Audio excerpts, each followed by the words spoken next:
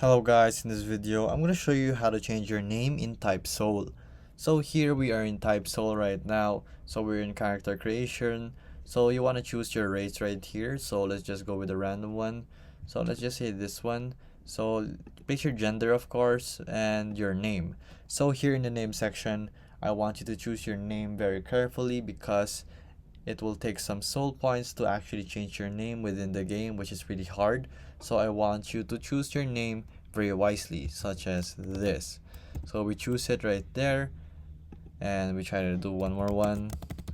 So there, and confirm.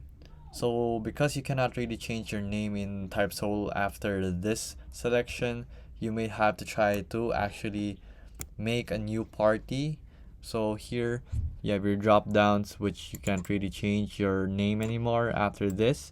So I recommend you change into a new party or just try to restart the game so that you'll be able to change your name, because once you have chosen your name there is no turning back right there. So there you go guys, that is how you actually do it. And if this video is helpful, please hit the like button and don't forget to subscribe.